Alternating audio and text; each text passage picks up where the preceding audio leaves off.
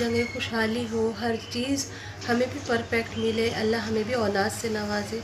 बहुत सारी बहनें ऐसी हैं जिनकी औलाद नहीं है और वो औलाद के लिए तरस रही हैं और दर बदर की ठोकरें भी खा रही हैं, परेशान रहती हैं।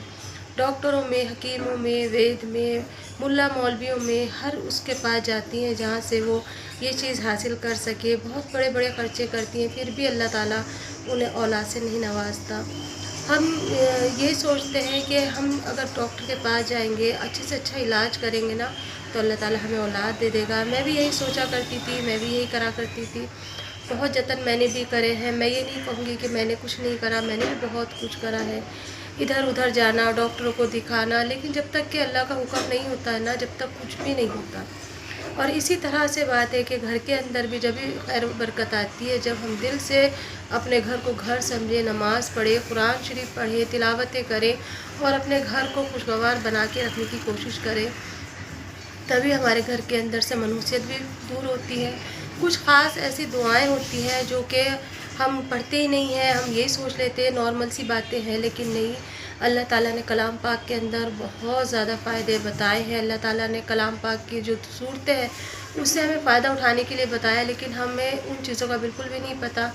हम नॉर्मली तौर पे सारी सूरतें पढ़ते हैं, जैसे सूरह यासीन हुई, सूरह रहमान हुई और बाकी की जितनी भी दुआएं होती हैं ना, वो उसी हिसाब से हम पढ़ते हैं। जैसे कि हमने एक नॉर्मल चीज़ को अदा करना है, लेकिन दिल से नहीं पढ़ते, दिल से नहीं मानते, तो उन चीज़ों का फ़ायदा भी नहीं होता।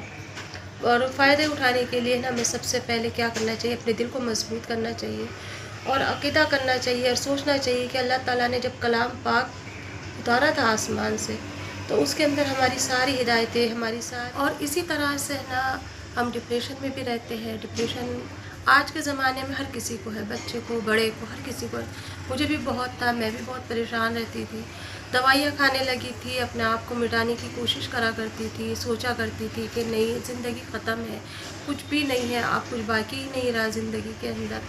लेकिन फिर उसके बाद अल्लाह का कलाम पाक जब मैंने पढ़ना शुरू करा और सही तरीके से उनके मायने पढ़े और उनको दिल से जाना, और सच मानिए ज़िंदगी के अंदर बहुत ज़्यादा आसानियत हो गई, ज़िंदगी पुरसुकून हो गई और ज़िंदगी के अंदर है ना वो चीज़ें हासिल हुई जिनकी मैं तमन्ना करा करती थी। मैं सोचा करती थी कि अल्लाह काश मुझे भी ये सारी चीज़ें दे दे, लेकिन मैं यकीन नहीं करती थी। मैं यही सोचा करती थी कि हाँ, अल्लाह ताला दे देगा, अल्लाह को देना ही होगा और वो दे देगा। लेकिन एक कहते ना, एक पक्का यकीन होना चाहिए और ये सोच लेना चाहिए कि मैं जो भी चीज़ें तुझसे मांग रही हूँ ना, अल्लाह तू देगा ज़रूर, और मुझे तुझ पे भरोसा नहीं, मुझे तुझ पर यकीन है। और वो पूरा पक्का यकीन करके आप ये चीज़ करें, इंशाल्लाह आपकी ज़िंदगी में भी ये सारी चीज़ें फ़ायदे होंगे और आपको भी महसूस होगा। अगर आपको भी फ़ायदा हुआ या आप लोग भी पढ़ते हैं तो मेरे साथ ज़रूर शेयर करिएगा। सबसे पहले मैंने अपनी नमाज़ों के अंदर ध्यान पैदा करना शुरू करा, फिर उसके बाद अपनी तस्बीहात पढ़नी शुरू करी। जैसे कि मैं आप लोगों को अक्सर बताती हूँ कि मैं इस्तग़फ़ार ज़्यादा से ज़्यादा पढ़ती हूँ और इस्तग़फ़ार पढ़ने की ज़्यादा से ज़्यादा कोशिश भी करनी चाहिए। पूरे दिन में हमारे कितने गुनाह होते हैं, पूरे दिन में हम कितने परेशान रहते हैं, कितना झूठ बोलते हैं, कितना सच बोलते हैं। सारा हिसाब हमारा सोने से पहले पहले हो जाता है, यानी कि इशा के टाइम पे हमारा हिसाब किताब चलता है कि अल्लाह ताला से फ़रिश्ते कहते हैं कि आज पूरे दिन में इतने गुनाह करे लिख लूँ, तो हमारे जो अमाल नामा है उसमें लिखा जाता है, अच्छा हो तो भी और बुरा है तो भी।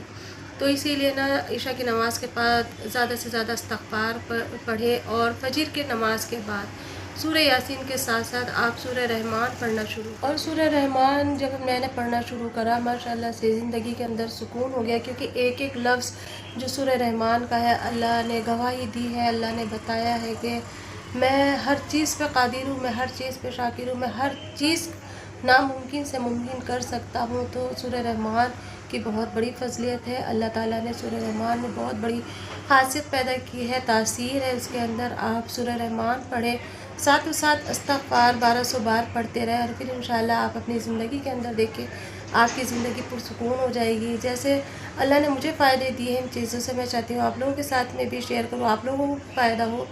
तो इसलिए मैंने ये चीज़ आपके साथ में अपनी ज़िंदगी की शेयर करी। कैसी लगी ज़रूर बताइए। छोटी छोटी वीडियो आ रही है, इंशाल्लाह बड़ी व्लॉग भी आएंगे, बड़ी वीडियो भी जल्दी बनाया करूँगी।